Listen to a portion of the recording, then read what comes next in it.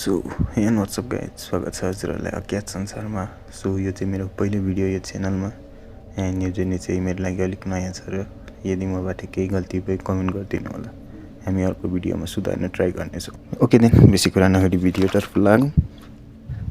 Episode 1, सडक भनेको यात्रा हो, तर के हुन्छ जब त्यो यात्रा कहिल्यै सकिँदैन? के हुन्छ जब त्यो बाटो तपाईलाई गन्तव्य होइन मृत्युमा पुर्याउँछ? आज हामी जाँदैछौँ एक यस्तो रहस्यमय सडकतर्फ जहाँ राति गाडी रोकिन्छन्, चालक बेहोस हुन्छन्, मारिएका मानिस फेला पर्छन् अनि त्यो बाटोमा गुम्सिएका छन् सयौं आत्माहरू।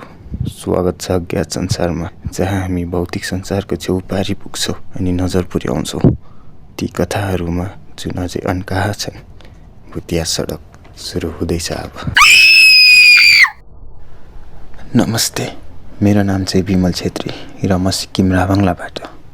भनिन्छ कि यदि कुनै ठाउँमा धेरै दुर्घटना भएको छ या धेरै मान्छे मारिएका छन् भने त्यस ठाउँमा धेरै अलौकिक घटनाहरू घट्छन्।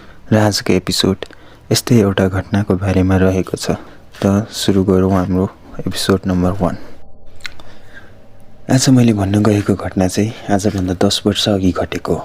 त्यो दिन म मेरो काम परेर नाम्ची गएको थिएँ।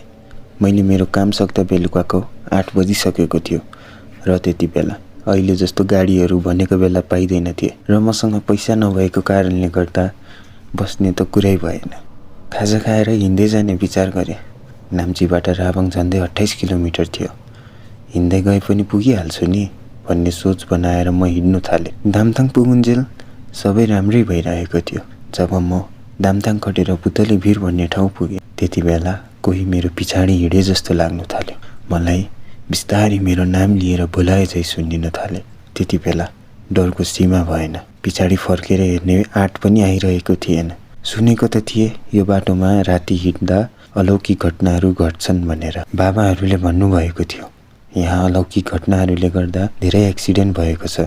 कति गाडीहरू त भिरबाट खसेका छन्। यो सम्झँदा त झन् धेरै डरको भावनाले सताउन थाल्यो। तर पनि मन डरो गरेर हिँड्दै थिए। जब पुतली भिर कटे त्यसपछि आउँथ्यो धजै डाँडा, जसलाई च्यान डाँडा भनेर पनि चिनिने गरिन्छ। जब म त्यहाँ पुगेँ त्यसपछि त एउटा मात्र होइन, धेरै मान्छेहरू हिँडेको पाइला सुनिन थाल्यो र मलाई लाग्दै थियो कि सबैले मलाई मेरो नाम लिएर बोलाउँदैछन्। त्यति नै बेला मलाई महसुस भयो कि कसैले ढुङ्गाले मलाई हालिरहेको छ जस्तो। घरि रुख लडेको आवाज आउन थाल्यो त घरि ढुङ्गा हानेको। अब भने डरको कारणले गर्दा म हिँड्नु पनि सक्दिनँ झै लागिरहेको थियो। तर अब भने घर मात्र 5-6 किलोमिटर रहेकोले गर्दा म आँट गरेर हिँड्नु थालेँ।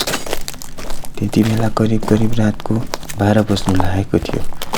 यो तर्साउने क्रममा घर पुग्नुन्जेलसम्म त्यस्तै चलिरहेको थियो। जब म घर नजिक पुगेँ म दौडिएर घरको ढोका ढकढकाउन थालेँ र बेहोस भएछु।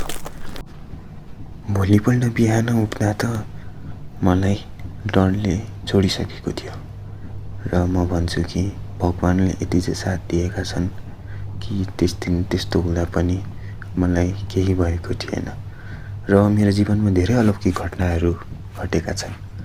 आज त यो सामान्य नै हो। टाइम भए अरू कुनै दिन सुनाउने छु। आजको लागि यति नै। हस्त, धन्यवाद।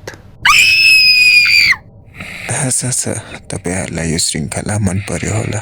के कस्तो लाग्यो कमेन्ट गरिदिनुहोस्। र this is the first video on my channel, so if any mistake has happened during the video, please let me know in the comment section and don't forget to like, share and subscribe this channel.